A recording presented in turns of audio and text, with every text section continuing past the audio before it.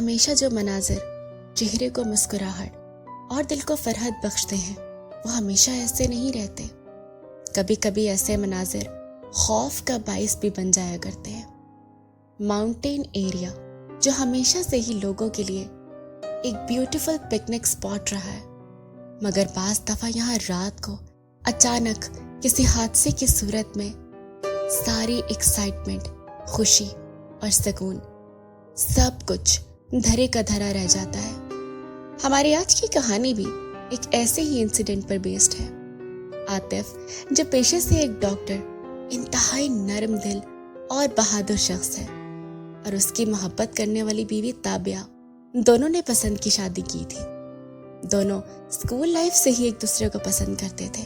ان دونوں نے school, college اور پھر یونیورسٹی ایک ساتھ مکمل کی، اور اس کے بعد ان دونوں نے ہی گھر والوں کی رضامندی سے شادی کر لی. آج اس بات کو 7 سال گزر چکے ہیں. اللہ تعالیٰ نے دونوں کو چاند سے بیٹا اور بیٹی بھی عطا کی ہے. دونوں کی زندگی انتہائی خوشگوار گزر رہی تھی. ہماری کہانی کا آغاز اس دن سے ہوتا ہے جب ایک صبح عاطف تابعہ اور بچوں کو جلدی گھر آنے کا کہہ کر کلینک پہنچا. وہ جانتا تھا کہ بچوں کو موسم گرما کے باعث 3 ماہ کا آف ہو چکا ہے، سو اس نے تابعہ اور بچوں کے ساتھ ناردرن ایریاز کی سیر کا پروگرام بنایا. مگر وہ مریضوں کے ساتھ اتنا مصروف رہا کہ اس سے وقت کا پتہ ہی نہیں چلا. ادھر بچے تابی کی جان کھا رہے تھے. ماما، بابا کب تک آ جائیں گے؟ بیٹا کہا تو تھا آپ کے بابا نے، بٹ پتہ نہیں کیا ہوا ہے.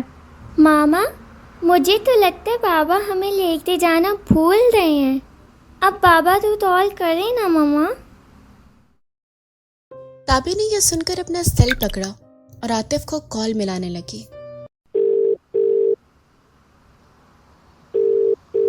السلام علیکم تابی، کیسی ہو؟ وعلیکم السلام. الحمدللہ جناب. ٹائم دیکھا ہے آپ نے کیا ہوا ہے؟ یقین کرو وقت کا پتہ ہی نہیں چلا. ایک ضروری کیس تھا. بچے کب سے آپ کا انتظار کر رہے ہیں. اچھا پہنچ رہا ہوں. سامان پیک کر لیا کہ نہیں؟ جی کر لیا پیکنگ، بس آپ ہی کا انتظار ہے اب. ٹھیک ہے، میں 10 to 15 منٹس میں پہنچ رہا ہوں.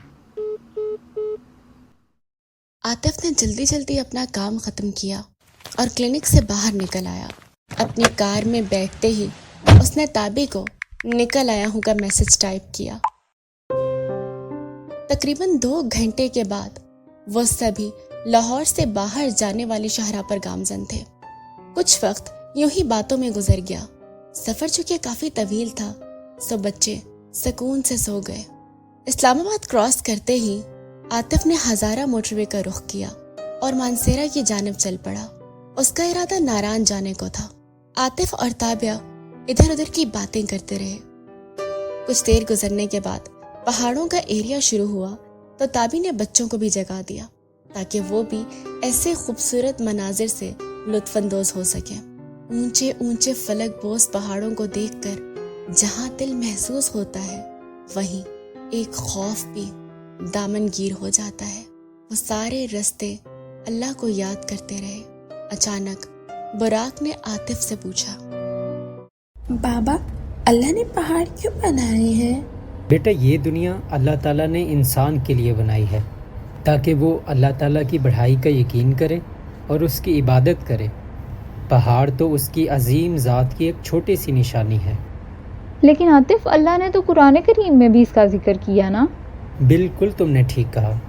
اللہ تعالیٰ قرآن میں فرماتا ہے جس کا مفہوم ہے، کیا ہم نے زمین کو بچھونا اور پہاڑوں کو میخیں نہیں بنایا؟ اس کا مطلب تو یہ ہوا کہ اللہ تعالیٰ نے پہاڑوں کو اس لیے پیدا کیا تاکہ وہ زمین کو تھام سکیں. ہاں بالکل ایسا ہی ہے. اگر سائنٹیفک لحاظ سے دیکھا جائے تو پہاڑ زمین کو سٹیبل رکھنے کے لیے بنائے گئے ہیں. اسی قسم کی باتیں کرتے ہوئے وہ ناران ہائی وے پر پہنچ چکے تھے. عاطف نے اپنی رسٹ واچ پر نظر ڈالی. اس وقت رات کے 12 بج رہے تھے. اس نے سوچا کہ کسی گیسٹ ہاؤس میں پہنچ کر آرام کر لیا جائے. سو اس نے ہائی وے سے کار کو ٹاؤن کی جانب موڑ لیا اور کچھ دیر کے بعد ہی اسے گیسٹ ہاؤس مل ہی گیا. گیسٹ ہاؤس پہنچتے ہی انہیں ایک واچ مین نے ریسیو کیا اور عاطف نے ایک ڈبل بیڈ روم لے لیا۔ وہ لوگ کمرے میں پہنچ کر فریش ہوتے ہی رات کو سونے کے لیے لیٹ گئے۔ آدھی رات کا وقت تھا جب تابی کی آنکھ کھلی۔ اس نے ایک وقت دیکھا تو اس وقت رات کے تقریباً 2 بج رہے تھے۔ باہر سے ہوا کی آواز کے ساتھ ساتھ پہاڑی حشرات اور جانوروں کی آوازیں بھی آ رہی تھی۔ کچھ دیر کے بعد تابی کو ایسا محسوس ہوا جیسے کمرے کے دروازے پر کوئی ناک کر رہا ہو۔ اس نے سوچا کہ واچ مین ہوگا یا کوئی نیا گیسٹ کچھ کر رہا ہوگا۔ سب وہ خود کو مطمئن کر کے دوبارہ سونے کی کوشش کرنے لگی۔ ابھی اس کی آنکھ لگی ہی تھی کہ اس سے لگا کہ کسی نے زور سے واش روم کا دروازہ ناک کیا ہے۔ اس آواز سے تابی اور عاطف دونوں ہی جاگ چکے تھے۔ عاطف نے ادھر ادھر دیکھا لیکن اسے کچھ نظر نہیں آیا۔ تابی نے عاطف کا بازو تھام لیا۔ عاطف کو محسوس ہوا کہ تابی کی انگلیاں کانپ رہی ہیں۔ تابی نے عاطف کو ایک جانب دیکھنے کا اشارہ کیا اور جب عاطف نے اس جانب دیکھا تو وہ حیران رہ گیا کیونکہ وہاں ایک مخلوق کالی چادر اوڑھے کھڑی تھی اور انہیں اپنی شعلہ بار آنکھوں سے گھور رہی تھی۔ تابی نے کچھ بولنے کے لیے لب کھولے لیکن عاطف نے اسے خاموش رہنے کا اشارہ کیا اور اس طرف دیکھ کر منہ ہی منہ میں آیت الکرسی کا ورد شروع کر دیا، جسے سن کر وہ مخلوق دیوانہ وار چیخی۔ یہ آواز سن کر تابی کی چیخ نکل گئی مگر عاطف نے اپنا ورد جاری رکھا۔ جب تک وہ ویٹ کرتا رہا اس مخلوق کے منہ سے عجیب و غریب آوازیں نکلتی رہی، ایسے جیسے اسے عاطف کے پڑھنے سے تکلیف ہو رہی ہو۔ اچانک عاطف نے اللہ اکبر کہا، اللہ اکبر، اور اس مخلوق کی جانب پھونک ماری اور وہ مخلوق چیخ مار کر غائب ہو گئی۔ تابی انتہا سے زیادہ خوفزدہ ہو چکی تھی اور رونے لگی تھی۔ عاطف تیزی سے بستر سے اترا اور بچوں کی جانب گیا مگر وہ یہ دیکھ کر حیران رہ گیا کہ اس کے بچے سکون سے سو رہے تھے۔ عاطف واپس آیا اور اس نے تابی کو تسلی دی اور اس کے پاس بیٹھ کر قرآن کریم کی تلاوت کرتا رہا جب تک کہ وہ سو نہ گئی۔ اگلی صبح وہ سبھی دیر تک سوتے رہے۔ سب سے پہلے عاطف ہی بیدار ہوا اور اس نے سب کو جگایا اور وہ سب سیر کو نکل گئے۔ عاطف نے تابی کو منع کیا کہ وہ رات کے کسی واقعے کا ذکر بچوں سے نہ کرے تاکہ وہ ڈر نہ جائے۔ پورا دن انجوائے کرنے کے بعد انہوں نے گیسٹ ہاؤس میں روم تبدیل کرنے کا فیصلہ کیا، چونکہ دوسرا گیسٹ ہاؤس خاصا دور تھا اور وہاں تک پہنچتے پہنچتے انہیں کافی رات ہو سکتی تھی۔ گیسٹ ہاؤس میں دوسرا روم لینے سے پہلے عاطف نے اونر سے ملنے کا فیصلہ کیا۔ اونر اس روز چھٹی پہ تھا، سو اس نے واچ مین کو ساری کتھا سنا ڈالی اور اس سے غصے سے کہا، اگر یہاں کوئی ایسی بات تھی تو تم ہمیں پہلے نہیں بتا سکتے تھے؟ سر ایسا پہلے کبھی نہیں ہوا، اب پہلے گیسٹ ہیں جن کے ساتھ یہ معاملہ پیش آیا۔ بہرحال ہم معذرت چاہتے ہیں، آپ کوئی اور روم دیکھ لیں۔ ٹھیک ہے، مگر ہمیں یہاں کوئی پرابلم ہوئی تو میں آپ لوگوں سے سختی سے نمٹوں گا۔ بس میری فیملی سیف ہونی چاہیے، ورنہ میں پولیس کو کال کرنے سے بھی گریز نہیں کروں گا۔ سر میں آپ سے معذرت چاہتا ہوں، میں آپ کو اپنے ساتھ والا روم دے دیتا ہوں تاکہ کسی اچانک مسئلے کی صورت میں آپ مجھے بلا سکیں۔ ٹھیک ہے، یہ بہتر رہے گا۔ عاطف نے روم میں آ کر تابی کو تمام بات بتا دی، جسے سن کر تابی نے کہا، عاطف ہم کوئی رسک نہیں لے سکتے۔ ہم دونوں اکیلے ہوتے تو بات اور تھی، لیکن ہمارے ساتھ بچے بھی ہیں۔ میں نے اسے اچھی طرح سے سمجھا دیا ہے، انشاءاللہ کچھ نہیں ہوگا۔ کیا سمجھایا اسے آپ نے؟ اس کے مطابق تو یہاں پہ کوئی اور مخلوق موجود ہی نہیں ہے۔ میں جانتا ہوں تابی، لیکن ابھی نہیں نکلا جا سکتا، تم جانتی ہو۔ ایسا کرو تم بچوں کو لے کے سو جاؤ، میں جاگتا رہوں گا، انشاءاللہ کچھ نہیں ہوگا۔ اس بات پر تابی راضی ہو گئی تو عاطف کھانے کا آرڈر دینے کے لیے چلا گیا۔ جب وہ واپس آیا تو اس نے دیکھا کہ روم کا دروازہ کھلا ہوا تھا۔ وہ یہ دیکھ کر حیران رہ گیا کیونکہ جانے سے پہلے وہ تابی کو تاکید کر کے گیا تھا کہ وہ روم کا دروازہ بند رکھے۔ कमरे की तमाम लाइट्स ऑफ थी। पूरा कमरा तारीकी में डूबा हुआ था। उसे वहाँ कुछ नजर नहीं आ रहा था और उसे कमरे से कोई आवाज सुनाई नहीं दे रही थी। उसने जेब से मोबाइल निकाला और उसकी टॉर्च जलाई और उसने टॉर्च की रोशनी में देखा कि उस तारीक कमरे में कोई मौजूद ना था। वो घबरा गया और उसने ताबी को आवाजें देना शुरू कर दी। ताबी, ताबी, ताबी कहाँ हो? लेकिन उसे ताबी की कोई आवाज न सुनाई दी। उसने आगे बढ़कर लाइट्स के स्विचेस देखे तो वो पहले से ही ऑन थे। वो हैरान था कि सारे गेस्ट हाउस में लाइट आ रही है, तो फिर इस कमरे की लाइट को क्या हुआ? उसने स्विच बोर्ड के बटन्स ऑन ऑफ किए मगर कमरे में फिर भी लाइट न जली।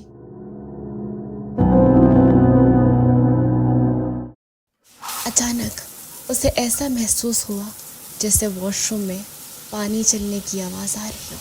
वो तेजी से उस जानिब लपका, मगर ये क्या? उसने जो कुछ देखा उस पर यकीन करना बहुत मुश्किल था। वॉशरूम से बाहर खड़ी मखलूक इंतहाई भयानक थी। खौफनाक चेहरा, लंबे लंबे दांत और खून छलकाती आंखें। वो तो समझा था वॉशरूम में ताबी होगी, मगर जो कुछ उसने देखा, उसे देखने के बाद उसे अपने हाथ पांव ठंडे पड़ते हुए महसूस हुए। उसने बामुश्किल हिम्मत जमा की और उस मखलूक से बोला, कौन हो तुम और मेरी बीवी और बच्चे कहाँ हैं? तुम और तुम्हारे खानदान वाले मौत के मुंह में पहुंच चुके हो। ये कहकर वो क्रिएचर जोर जोर से हंसने लगा। आतिफ तेजी से अपने बैग की तरफ बढ़ा और उस बैग से अपना लोडेड पिस्टल निकालकर हाथ में ले लिया। मुझे बताओ, मेरी बीवी और बच्चे कहाँ हैं? तुमने क्या किया उनके साथ? जरा खिड़की की जानिब तो देखो।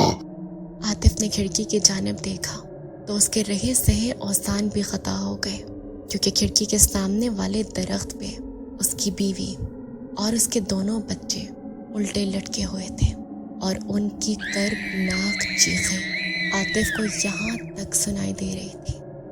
ये देखकर आतिफ जोर से चीखा, ये क्या कर दिया तुमने? अब इनकी मौत का तमाशा देखो। ये कहकर उस खौफनाक क्रीचर ने अपना हाथ झटका, जिससे एक बिजली सी लपकी और आतिफ के बेटे बुराक से टकराए और बादल गरजने की आवाज के साथ आतिफ को अपने बेटे बुराक की चीखें भी सुनाई दी। नहीं, प्लीज ऐसा मत करो, तुम्हें खुदा का वास्ता। अब बहुत देर हो चुकी है, अब कुछ नहीं हो सकता।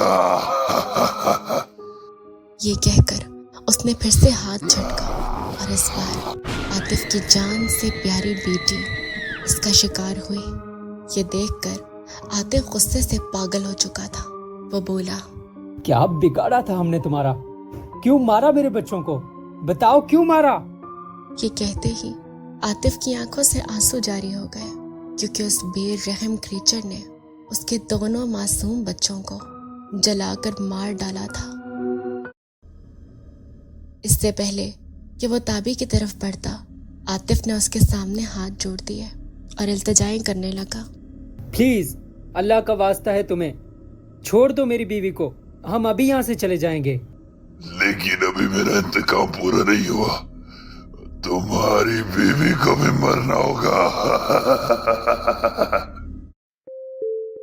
ये कहकर उस क्रीचर ने फिर से हाथ झटकना चाहा, लेकिन आतिफ ने अपने पिस्टल से उसके हाथ पर फायर कर दिया, जिससे उसे तो कुछ नहीं हुआ, मगर उसके कानों में एक चीख सुनाई दी जो उसकी प्यारी बीवी की थी, जिसे सुनकर आतिफ पागल हो गया। ताबी की मौत ने तो आतिफ को जैसे पागल कर दिया था। उसने अपने पिस्टल का पूरा मैगजीन उस मखलूक पर खाली कर दिया, लेकिन उसे ना तो कुछ होना था और ना ही कुछ हुआ। आतिफ को जब होश आया तो उसने ऊपर की जानिब चेहरा उठाया और कहा, या अल्लाह मेरी मदद फरमा।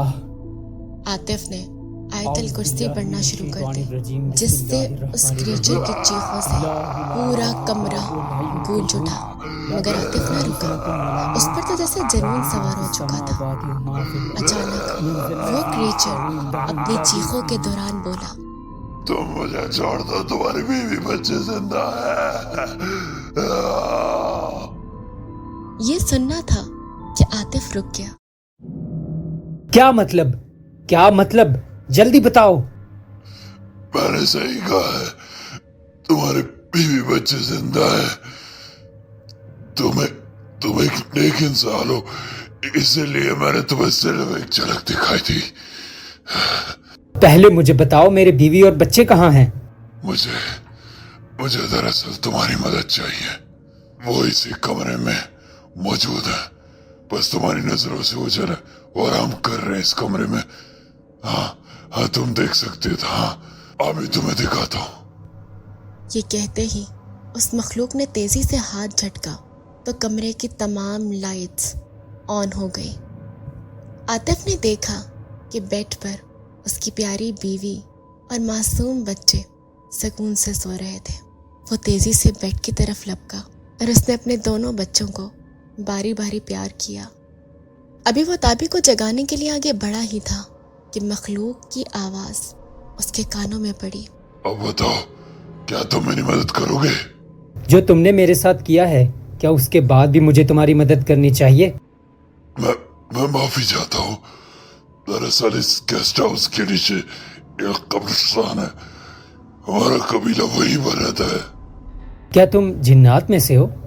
हाँ, मैं जिन्नात में से हूँ, लेकिन मुस्लिम नहीं। खैर, तुम मुझसे क्या चाहते हो? हम चाहते हैं कि तुम इस गेस्ट हाउस को तोड़वा दो। हम किसी की जिंदगी में दखलंदाजी नहीं करते, तो हमें भी सुकून से रहने का पूरा हक होना चाहिए। ठीक है, मैं ये तुम्हारा काम करवाने की कोशिश करूंगा, लेकिन क्या उसके बाद तुम मुझे या किसी को भी कोई नुकसान तो नहीं पहुंचाओगे? नहीं, हम वादा करते हैं। ये सुनकर आतिफ ने अपने दोस्त वसी को कॉल की, जो कि एक पुलिस ऑफिसर था। उसने उसे सारी बात समझा दी। वसी ने सारी बात सुनकर आतिफ से कहा, यार तुम फिक्र मत करो, इस गेस्ट हाउस के मुतालिक तो पहले भी मुखबरी हुई थी, लेकिन मजबूत एविडेंस ना होने की वजह से गेस्ट हाउस और ओनर दोनों ही सेफ रहे। बहरहाल तुम भाभी और बच्चों को लेकर मेरे घर आ जाओ और मैं फोर्स लेकर खुद गेस्ट हाउस आ रहा हूँ, लेकिन मेरे आने से पहले वहां से निकल जाना, ताकि कोई तुम्हें या तुम्हारी फैमिली को परेशान न करे। तो अपने ऑफिसर्स को कैसे मुतमईन करोगे? अरे मेरे भाई, मैंने इस केस पर पूरा काम किया। तमाम एविडेंस, तमाम स्टेटमेंट्स उन लोगों की जिन्हें यहाँ पर मुश्किलात का सामना करना पड़ा, मेरे पास मौजूद है। अच्छी बात यह है कि जो भी मामला यहाँ पेश है उनमें किसी का भी जानी नुकसान नहीं हुआ, इसी वजह से एविडेंस बच गए। चूंकि ओनर के ताल्लुकात ऊपरी सतह पर थे, इसीलिए अभी तक वो सेफ रहा, लेकिन अब ऐसा नहीं रहेगा, क्योंकि मैं ऑफिसर से खुद बात करूंगा, तमाम एविडेंस और स्टेटमेंट्स उनके सामने रखूंगा। इंशाल्लाह बेहतर होगा। ठीक है, मैं भी पहुंचता हूँ। फोन रखकर वो पीछे पलटा तो वह हैरान रह गया, क्योंकि वहां कोई मखलूक सिरे से मौजूद ही न थी।